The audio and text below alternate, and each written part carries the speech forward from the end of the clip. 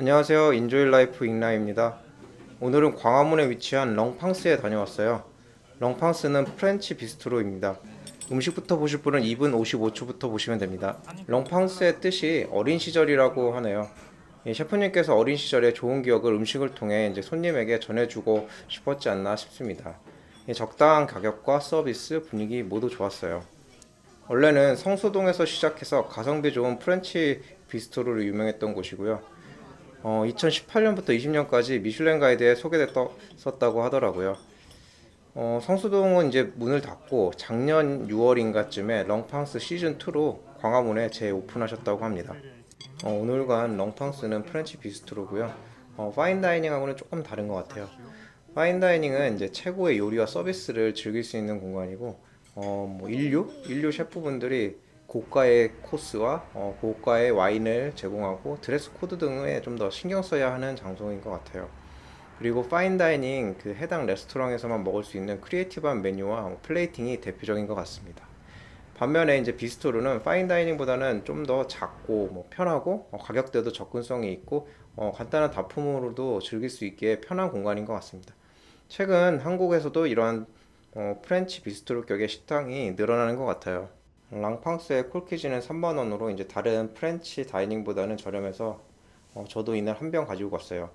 요즘 강남이나 한남동 이런 프렌치 다이닝 콜키즈가 정말 많이 비싸진 것 같아요. 보통 5만 원인데 하이엔드급으로 가면 거의 10만 원 또는 반이 불가인 곳도 많고요. 이런 면에서 이제 랑팡스 콜키즈는 매우 착한 것 같네요.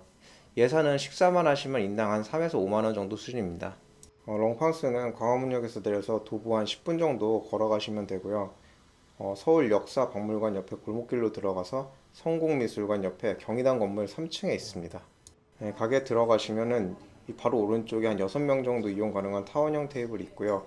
홀 중앙에 일반 테이블과 바 테이블이 있어요. 맨 안쪽에는 단체가 이용 가능한 부스 형식의 공간도 있고요. 원형 테이블은 친한 지인들끼리 편하게 와인 마실 때 좋은 것 같네요. 들어오시면 코트 등 아우터를 받아서 걸어주시는데 비스트림에도 불구하고 이런 세세한 서비스에 신경 써주신 것 같습니다. 롱팡스의 메뉴판입니다. 저는 오늘 프라이드 올리브, 아스파라거스, 머쉬룸 파스타, 본인 포크 로인, 얼그레이 푸딩하고 시즈널 아이스크림 이렇게 총 6개를 주문했어요. 한 대략 11만 원 정도 됐고요. 와인 쿠키지 3만 원 하면 14만 원 정도 됐습니다. 와인 메뉴판이고요. 글라스 와인으로 한 15,000원 정도면 한 잔씩 마실 수 있으십니다. 시청빵이고요. 빵이 매우 따뜻했어요. 이제 겉바삭, 속 쫄깃이었습니다.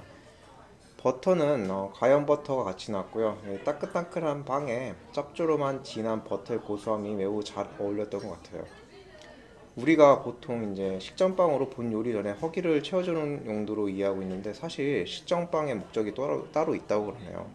식전으로 나오는 빵이 약한 알칼리성으로 이제 코스마다 음식 맛이 다른데 이 고유의 맛을 느낄 수 있도록 혀에 남은 맛을 정리해주는 역할이 좀 크다고 합니다. 강한 음식 맛을 정리할 때 종종 이용하셔도 좋을 것 같습니다. 그리고 금속 나이프를 쓰면은 약간 빵이 맛이 변할 수 있다고 해서 칼보다는 손으로 뜯어 먹는 것을 추천한다고 하네요. 여기서는 버터 나이프도 이제 나무로 주시긴 했습니다. 이날 가지고 간 와인은 이태리 안티노리 와이너리의 화이트 와인인 체루바노 2018 빈티지를 가지고 갔어요. 토스카나 지역에 위치한 안티노리 와이너리는 혁신의 아이콘이자 이제 한국에서 이건희 와인으로 유명한 티나넬로, 솔라리아 등 슈퍼 투스칸 와인을 생산하는 생산자이기도 합니다. 2018 빈티지는 로버트 파커 96점 받고 제임스 서클링한테도 되게 높은 평가를 받은 와인이고요. 오픈하고 바로 마셔보니 라임 레몬과 같은 시트러스 향이 좀 강했어요. 유질감보다는 산도가 높아서 청량감이 좀 강했던 와인인 것 같습니다. 아몬드의 견과류나 오크 향은 초반에 나지 않았는데 시간을 두고 마시면 좀 살아나지 않을까 싶습니다. 첫 번째로 주문한 올리브 튀김이 나왔습니다. 9,000원이고요. 한 10조각 정도 있는 것 같아요. 올리브 씨가 제거되고 가운데에 다진 올리브 같은 것이 들어가 있는 것 같습니다. 이마트나 식재료에 파시는 곳에 가시면은 올리브 가운데 씨가 제거되고 가운데 이제 아몬드나 마늘, 엔초비 등이 이제 들어가서 식초에 절인 형태로 병에 담아서 판매하는 것이 있는데 그런 올리브 같았습니다. 올리브의 탱탱하면서 말랑말랑한 식감 그리고 짭조름한 맛이 겉에 얇게 튀김 옷과 함께 이제 식감이 좀 잘 어울렸고요. 이제 같이 나온 요거트를 찍어 먹으면은 요거트의 산미가 좀 튀긴 맛을 잡아주기도 했습니다. 이게 정말 술안주로는 정말 잘 어울리는 것 같아요. 한두 알 먹으면서 와인 한 잔씩 하기에 정말 좋은 음식인 것 같습니다. 두 번째로 주문한 아스파라거스 애플 치즈 메뉴입니다. 가격은 21,000원이었던 걸로 기억해요. 위에 수북이 쌓인 것이 그리디에르 치즈이고요. 살짝 익힌 소금물에 데친 것 같아요. 소금물에 데친 아스파라거스와 위에 사과 그리고 슬라이스된 포도가 있고요.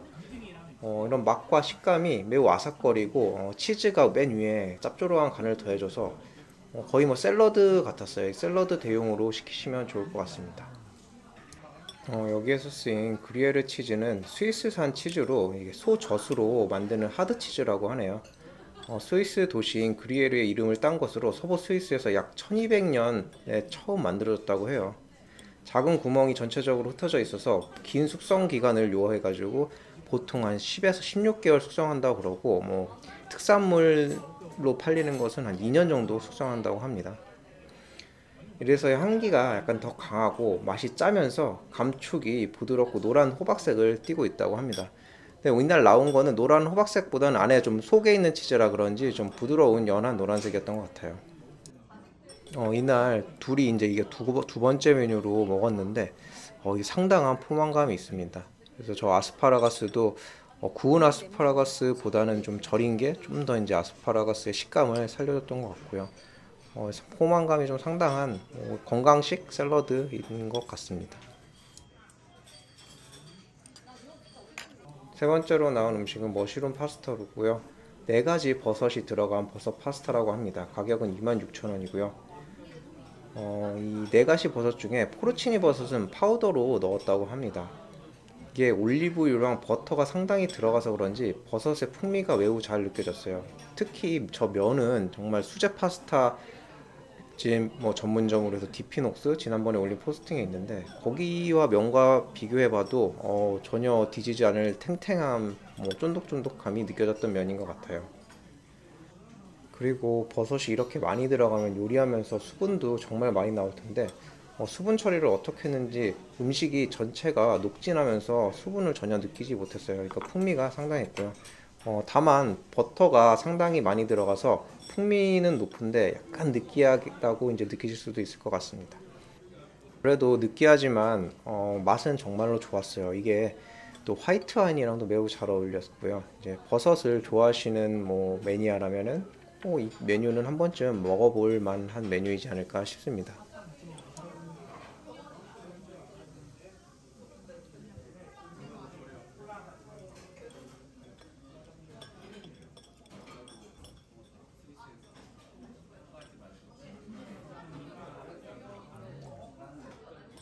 네 번째 메뉴이자 두 번째 메인 메뉴인 돼지 등심 스테이크입니다. 이게 렁팡스의 시그니처 메뉴라고 하네요.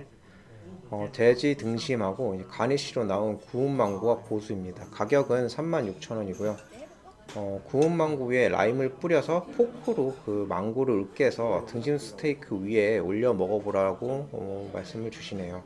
굽기는 약간 미디움 레어 정도인 것 같고요. 먼저 이제 돼지 등심을 보기에는 상당히 퍽퍽해 보이는데 겉은 진짜 바삭거리고요. 안은 정말 촉촉했습니다. 보통 삼겹살에 저희는 익숙해서 이제 돼지고기는 고기에 빨간색 없이 다 구워서 먹어야 하는 거 먹는 거에 좀 익숙하긴 한데 이거는 보기에는 안에 보시면 뭐 레어라서 좀 빨간색 빛이 있긴 하지만 1차적으로 수비드로 한번 조리돼서 먹기에는 충분한 것 같아요. 오히려 바짝 굽는 것보다는 이런 미디움 레어 형식으로 먹으면은 겉바삭 속 촉촉의 두 가지 뭐 식감을 다 즐기실 수 있을 것 같아요. 그리고 위에 저렇게 고수를 올려서 망고를 좀 으깨서 봤어요. 이제 고수 특유의 동남아의 향이 있는데 저 으깬 고수 라임을 뿌린 고수 망고를 저 슬라이스한 돼지 등심 스테이크랑 같이 먹으면은 재밌어요. 이게 잡내는 아예 돼지고기에서 없지만 이 고기의 잡내나 느끼함을 이 망고와 고수로 좀 잡아주고요. 이게 또 감칠맛을 또 올려주는 역할이 있었던 것 같아요. 이게 단순히 이런 돼지 스테이크나 소고기 스테이크를 한 두세 조각 먹으면은 좀 지루할 때 있어요. 그래서 뭐 스테이크하우스 가서도 뭐 후추, 뭐 소금, 그리고 여러 가지 뭐 와사비 등 머스타드 등 소스를 주면서 뭐 다양하게 찍어보라고 이게 지루함을 좀 제거하는 뭐 요소들이 있는데, 여기도 뭐 위에 후추, 소금, 허브간으로 된 것도 있고 저렇게 생으로 먹어도 되고, 그 위에 이제 고수와 망고를 올려 드시면서 좀 다양한 맛을 느끼는 건 좀 재밌는 것 같습니다. 속에 저 고기 살은 정말 약간 수육이나 보쌈의 부드러움 정도였던 것 같습니다. 나이프는 여기 준 커트러리는 라기올 제품이었는데 나이프 정말 잘 들었어요. 지난번에 디피녹스에서도 라기올 제품이 이제 나왔거든요. 요즘 한국에 이제 레스토랑이나 비스트로 가면은 대부분 커트러리에 라기올 좀 많이 사용하시는 것 같네요. 이게 전체적으로 스테이크 양이 상당했어요. 사실 저희가 들어가면서 가게에 돼지 등심하고 오리 가슴 스테이크, 뭐 존도리 생선 요리를 세 개를 다 시키기도 했는데, 둘이 가시면은 스테이크 하나 정도에 뭐 파스타 정도 메인으로만 시키고 다른 거 사이드 시켜서 드시면 양은 충분하실 것 같습니다.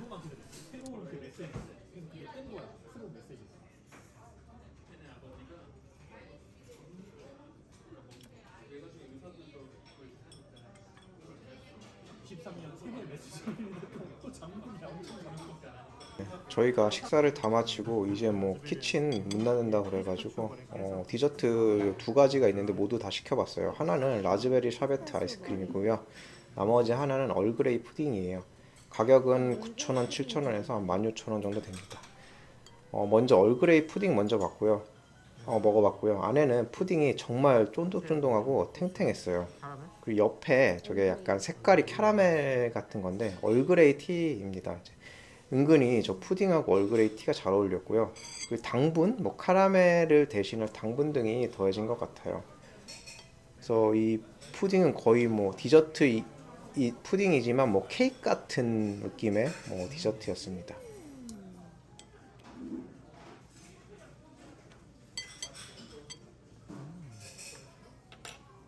얼그레이 푸딩을 먼저 먹어보고 그 다음에 이제 라즈베리 샤베트를 좀 먹어봤어요. 저 라즈베리 샤베트는 상당히 뭐 쫀득쫀득했어요. 저 아무래도 라즈베리가 들어가 있어서 그런지 맛도 새콤달콤했고요. 쫀득쫀득하고요. 그리고 위에 저게 피스타치오가 좀 가루가 들어간 머랭인데 톡톡톡 뿌겨가지고 라즈베리 샤베트랑 같이 먹으면 새콤달콤함에 당분을 매우 올려주는 느낌의 디저트라서 그런지 정말 디저트 느낌이 강했습니다. 이게 얼그레이 푸딩은 이게 쫀득쫀득하고 녹진해서 식사랑 좀 이어지는 분위기가 있는 반면, 이 샤베트는 정말 이 앞에 했던 식사의 맛을 정리해주는 디저트 느낌이 강했습니다. 이렇게 오늘 렁팡스에서 식사를 마쳤고요. 정말 가격 대비 이런 프렌치 음식을 서울 중심에서 먹을 수 있는, 디너로 먹을 수 있는 거는 만족도가 상당히 높은 것 같습니다. 이게 약 셋이서 먹으면 뭐 10만 원 중반 정도 나올 것 같고요. 뭐 삼겹살 먹을 수도 있고 뭐 이런 프렌치 비스트로 와서 먹는 것도 괜찮을 것 같습니다. 이상 여기까지고요. 인조이 라이프 익나였습니다. 부족한 영상 봐주셔서 감사합니다. 구독과 좋아요 해주시면 정말 더 감사하겠습니다.